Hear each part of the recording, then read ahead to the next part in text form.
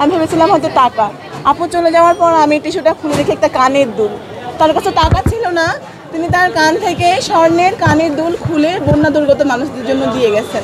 সকালবেলা আপনারা দেখেছেন বিভিন্ন ছোট ছোট বাচ্চারা এসেছে, তারা তাদের সাইকেল কেনার টাকা, তাদের হয়তো একজন বলছিল যে ভবিষ্যতের জন্য সঞ্চয় করছে, যে ছোট ছোট বাচ্চা, তারা তাদের সব টাকা জমা দিয়ে গেছে আমাদের কাছে। আর গতকাল আপনি দেখেছিলেন যে অনেক লোক এসেছিলেন যারা ভিক্ষা করে টাকা জমা করেছে, ভিক্ষার টাকা দিয়ে গেছে। একজন রিক্সা চালক এসেছিলেন, তিনি তার সারা দিনের সঞ্চয় 500 টাকা তিনি ইনকাম করেছিলেন, সমস্ত টাকা তিনি আমাদেরকে তুলে দিয়ে গেছেন।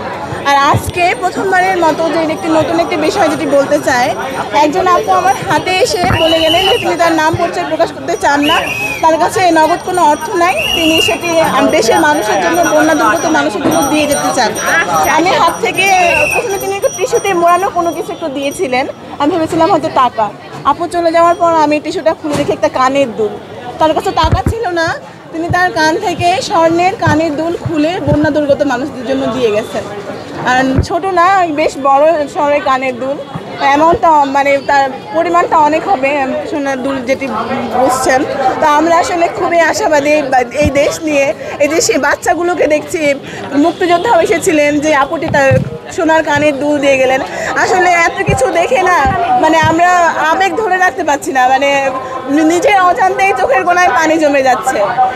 আমি পরশুদিনও হসপিটালাইজ ছিলাম, হসপিটালে ভর্তি ছিলাম, তো এখন আমার রেস্ট নেওয়ার কথা, কিন্তু কেন জানি না আমার মানে রুমে বসে থাকতে ইচ্ছা করছে না। আমার এখানে আসতেই ভালো লাগছে, আমার মনে হচ্ছে যে এখানে আসলে আমার ভালো লাগবে। রুমে শুয়ে রেস্ট নেওয়ার থেকে আমার মনে হয় এখানে কাজ করলে আমার শরীর বেশি ভালো থাকবে আর বেশি ভালো লাগবে। আচ্ছা, সারা দেশবাসীর প্রতি কোনো আহ্বান আছে আপনাদের? দেশবাসীর প্রতি আমার এটাই আহ্বান থাকবে যে আমাদের যে দুর্যোগপূর্ণ পরিস্থিতিটা চলছে সেটা মোকাবেলায় যেমনভাবে আমরা মানে সবাই এগিয়ে আসছে, যে কোনো পরিস্থিতিতে, যে কোনো দুর্যোগপূর্ণ পরিস্থিতিতে যাতে সবাই এগিয়ে আসে এবং আমরা সবাই যাতে একতাবদ্ধ থাকি।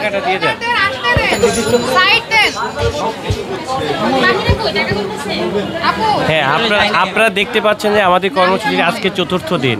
এই দিনে আমরা মানুষের মানে জনতার যে এত সারা, সেটি ব্যাপকভাবে পড়েছে এবং আমাদের মধ্যে অনেকে তাদের সর্বোচ্চটা দিয়ে চেষ্টা করতেছে বন্যার্থদের মাঝে থাকার জন্য। যেমন কিছু মানুষ তাদের মানে পকেটে যত টাকা আছে সর্বোচ্চ টাকা দিয়ে, যা টাকা আছে পুরো টাকাটি দিয়ে আমাদের সাথে থাকার জন্য তারা চেষ্টা করতেছেন এবং তারা বন্যার্থদের সাহায্য করার জন্য তাদের ঘর থেকে অল্প পরিমাণ চাউল, মুড়ি যেটাই পাচ্ছে সেটা নিয়ে আসতেছে আমাদের ত্রাণ কর্মসূচিতে জমা দেওয়ার জন্য। তাহলে কি বন্যা দুর্গত দেশের সাধারণ মানুষের কোনো চিন্তা আছে? না, নেই, আমরা সবাই তাদের পাশে আছি, থাকবো, সারা বাংলাদেশ থাকবো আমরা ইনশাল্লাহ।